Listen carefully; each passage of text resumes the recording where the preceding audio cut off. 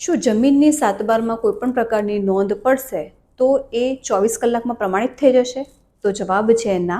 હમણાં એક પરિપત્ર આવ્યો છે તારીખ 27/5/2026 અને એ પરિપત્રમાં લોકોને એવી મિસઅન્ડરસ્ટેન્ડિંગ મતલબ કે ગેરમાર્ગે એવું થઈ રહ્યું છે કે ભાઈ વેચાણની નોંધ હોય તે 24 કલાકમાં પ્રમાણિત થઈ જશે, પરંતુ એ પરિપત્ર માત્ર ને માત્ર શેના માટે છે? તો સર્કલ ઓફિસર એટલે કે જે વેચાણની નોંધ પ્રમાણિત કરતા હોય એ અધિકારી માટે છે.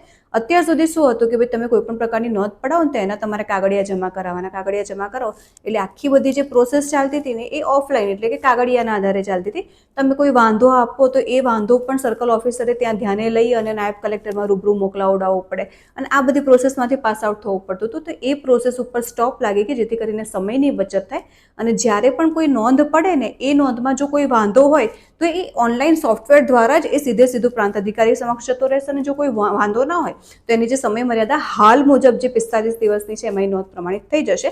હા, સુધારો થવાનો છે કે ભાઈ કોઈ પણ નોંધ હશે 24 કલાકમાં પ્રમાણિત કરી દેવામાં આવશે, 7 દિવસમાં પ્રમાણિત થશે, પણ હજી સુધી એ કાયદો લાગુ નથી પડ્યો. જમીન તથા મિલકતની આવી જ જાણકારી માટે અમારી સાથે જોડાઈને રહેજો. જય ભારત, જય જય ગરવી ગુજરાત.